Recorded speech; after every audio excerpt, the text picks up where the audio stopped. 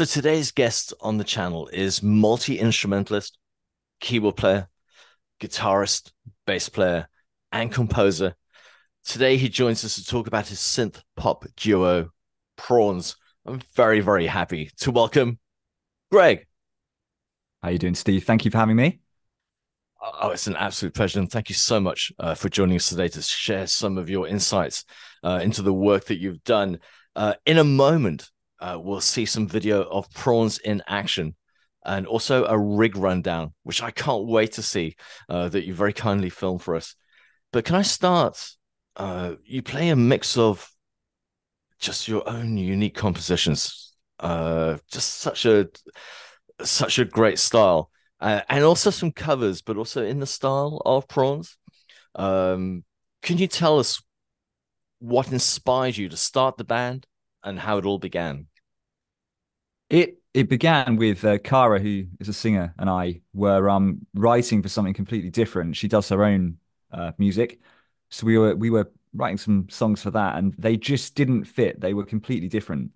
So we decided to go away and uh, take them to, I guess, their logical conclusion, which was the sound we've got now with Prawns. So a bit more electronic, very jazz inspired. Yes. So that's sort of where it came from. It was an accident more than anything, and then we decided to fully lean into that and came up with our own sort of rules, sound palette, and took it from there.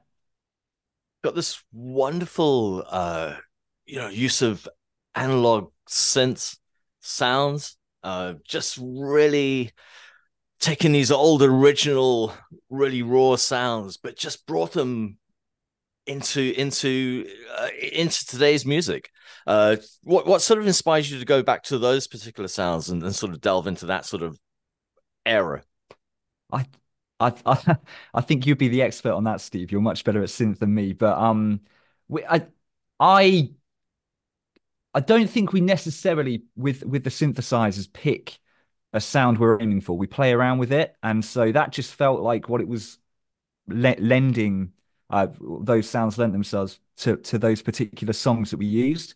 But we did want it to be quite clunky, because uh, I don't want it to sound like we're trying to replace a band. We are writing specifically for those Yeah, instruments and for those sounds. yeah. So we come up with when we write a song, it often starts with the sound on the synthesizer or just a drum beat, and we wanted it to sound deliberately electronic, deliberately synthesized. So I think anything in the sound palette is done for that reason. So we do try to make it sound. Yeah, I would use the word quite clunky. Very analog, quite all at times almost lo-fi. They're not realistic sounding sounds, and that's the entire point. We wanted it to sound electronic. One of the things that struck me, so first of all, I heard, of course, on you got a great Instagram page where you post quite a lot of music, and I first heard the music there, and then I actually heard some of the live. Heard you play live, and saw some of the live videos as well, and it was fascinating to me how easily and how well or seemingly easily that translated from the studio to live. You really bring that music alive on stage. Can you tell me a little bit about some of the challenges perhaps you had with that? How did you go about that? How did you go about thinking about how do we do this live? From the moment that we got the sound we wanted, we were thinking about live, which is why on the record and live, you will only ever hear like five voices essentially. So you've got Kara's voice, you've got the guitar, you've got a bass synth, a polysynth, and a drum machine, and that's it. That's all we ever use. And we had some backing vocals and maybe a few effects on the record, but we try to keep it within those constraints, almost like you're writing for that ensemble, and it's not going to change. That's what we wanted to do. So with that in mind, we when we were putting the synthesizers together, it was almost ready to go. We just had to find a way to trigger the MIDI parts because I can't play everything at once, Yeah.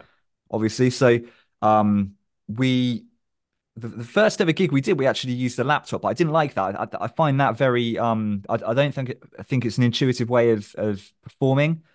So picked up an MPC, and I wanted to. I'll be honest, I wanted to get the MPC one, but they were like £750. So yeah, and you know what musicians earn, so that was not an option at that time. So I managed to get this old MPC 500 off eBay, and you know it is Nice, old. It uses like a compact flash card, but nice. with that we can load the MIDI data on for the parts I can't play simultaneously. So that'd be like the drum track and the bass if I'm playing the keys and Yeah. you know um put it on there and it's good to go. Literally just hit play and we sequence the song start to end. So it was a very easy transition to go into bringing it live from the studio. Nice. I, of course, we're going to do the rig rundown in a minute and go through some of that detail. I don't think I'm giving away any secrets, and anyone who's seen it knows you got the Deep Minds. Is it the Deep Hmm. Mind 6? Uh, D-6, yeah. so just some iconic sounds. Just I guess for me, sort of jumps out a little bit of the sort of reminiscent of the early Roland Junos. Um, and you play that live. How did you get on with that synth? I mean, just sort of when you bought it, going in there, sort of feeling some of the sounds out. How did you feel about that? It's we bought it because it's a very intuitive synth. So you've got all of the controls right in front of you. So when we're making a sound, you can just tweak, you can go, Yeah. which is what we wanted to. I didn't want to be menu diving because I don't find that to be sort of like very creative. You need to know what you're achieving then. If you're playing around, which is what we're doing, um, it's really intuitive for that. And for live, it's really good as well because it's got a memory on it. So you can save all of the sounds for each song, um, flick through and it loads up in, milliseconds. It's really quick. So yeah, I mean, it's a nice synth for what we're doing. It works perfectly. We like the sound out of it. The action on the keys is really forgiving live. So yeah, Nice. yeah. Excellent. Just as far as so you guys have been doing gigs, especially during the summer. Doing a lot of festivals, Mhm. loads of gigs outside. How do you find just just give us an example. So I know that you've done some pretty huge festivals. You turn up some massive stages. So you got the rig. So have you found it? Have you found the sound guys, any issues just as far as setting up with your particular setup? It- Honestly, it's been very easy because it's line out of the three synthesizers. I mean, you're gonna hate me for this, but we use the DeepMind in mono just to keep it simple. Okay. So three DI boxes, and then Okay. the only sort of mixing points we'll give them is can we have the drums like fairly loud in the mix? Yeah. That has been an issue in the past, I think, with us playing. I think the temptation when it's not a live drummer is to try to sort of control it down, but we want it Yes. for in the forefront. Yeah. So that's been fine. The guitar, um, just mic up, and uh, the only issue, and it's not an issue at all because they're all professionals. They know Yeah. what they're doing. It's often the guitar will be too loud on stage because we've got the amplifier, Okay. which is integral to the sound of it. We don't want to DI the guitar. Uh, so getting, but again, it's not an issue. It's just something. Can we turn that down on the monitor? And then yeah, car is straightened through her 58 and that's it. It's a very easy setup, I think, for Okay. a sound engineer because they've got five channels.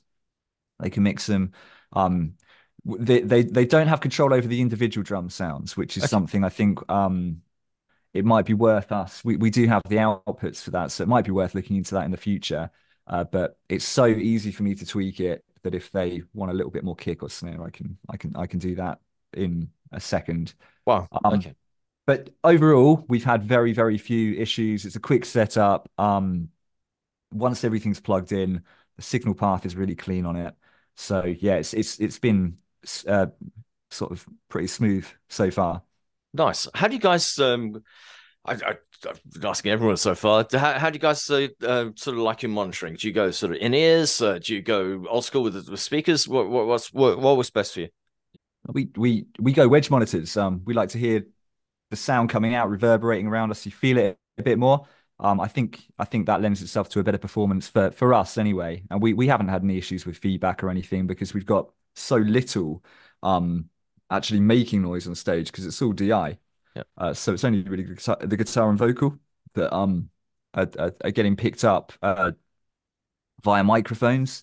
So yeah, that's how we do it. We've not gone in ears, and I don't think we will. I think we'll keep going with wedge monitors. Nice. So, as everyone's going to see from the videos in just a moment, we'll put up some snippets as well, as I say. So, you really do you've got the guitar around your neck, and you're playing some synth, some great synths. Going back to the guitar, doing a little bit of a solo, doing some rhythm work. Really fascinating to see that, and just so as an audience member watching that, it's sort of, so what sort of responses have you had to that? Just to that sort of concept. I think people like it because it is something a little bit different. You're used to there are people that swap around what they're playing all the time. Of course, like we haven't invented that, but it is different. Like it's a fairly unique setup. I think you know it's us as soon as you see the way the keys are set up and the guitar.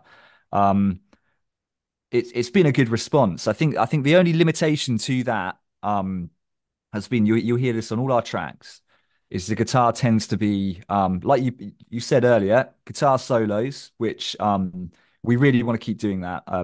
Bring the guitar solo back. There's not a lot of people doing that so much anymore. Sure. Especially with these sort of like clean jazzy sounds in like a pop context, and then in the choruses as well, we have guitar. So you do tend to get the same layering on every track, which isn't necessarily an issue for us. I quite like that limitation that you have to be creative within this sort of confined space. Yeah. But that has been the only limitation for it. But to go back to your question, it's been a really good reaction to doing that. I think people find it quite interesting to see because it's quite visual where everything's coming from then as well, isn't it? You can sort of place it. Yeah. Yeah. I think so. For me, when I first saw Prawns, I first became aware of Prawns. So just the visual of it is tremendous. The sound flavor is just there. So very often when you hear an original band, it takes a little while to sort of get into it. But it was for me, and I'm sure when people watch it just, I think with Prawns you just get it straight away. So it's great, wonderful. Thank you very much. Wonderful to see. We're really looking forward to seeing that rig run down now. Greg, thank you so much for your time to come to talk to us today about the work that you do. But is it mostly Instagram? Yeah, mostly Instagram. Yeah. Okay. As I say, Instagram page will be showing on the screen. Thank you, Greg. It's been an absolute pleasure to have you on. Let's see some clips, first of all, of Prawns in action. Feed yourself on the night. Everybody wants a piece, and nobody knows why. But the flashing lights call.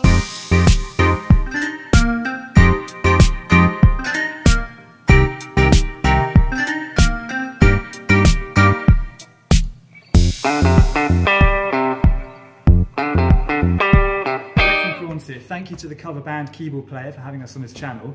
We're going to do a quick rig rundown. So come over here. This is what we use when we play live. This is the brains of the operation. It's the MPC 500. I can't play all the parts at once. So what this does is we've loaded the MIDI data onto a CF card. It sends the MIDI out and it will control all of these synths when I can't play them. The first synth it goes to, the first stop on our MIDI journey, is the DeepMind 6 here. So it's a polysynth, all analog. When we're in the studio, it's great because it's all hands-on. We can tweak sounds, get things sounding perfect. For live, it's excellent as well because it's got a memory in it as well. So we can change sounds on the fly, so we can have this sort of a sound. Straight away afterwards, we're into wolves. Out of that, we go into the bass synth. Now this is a 303 clone. With this, we've got a set sound. We don't change it too much. We wanted something a bit bass guitar-y, quite smooth, but still punchy. I do play it on this ridiculous little keyboard, but a lot of the time that is sequenced. And finally, we've got the drum machine. This is Drum Brute Impact. Nice analog sounding machine. Again, controlled by the MPC 500. We don't tweak the sounds too much, just using the volume here to make sure we're good for the venue. So that's our synthesis section. And then down here, we've got the guitar. We've got this old Korean PRSSE. It's about as old as I am, and it sounds great through the Laney Super Cub 12R. It's an all-valve amp. We try to keep the signal as clean as possible, so straight into the amp, no effects, just a touch of reverb from the amp. Flat EQ there, using the tone control to get a kind of bright but still jazzy sound. And that is all the equipment we use in Prawns. Thank you very much. Thank you so much to Greg for sharing his insights into the work that he's been doing. And thank you so much if you watched this video. I hope you've enjoyed it. Do give us a thumbs up and a subscribe. It really helps out the channel. We've got some really interesting videos coming up in the next couple of months that I'm lining up. Should be absolutely fascinating. But thank you again for watching.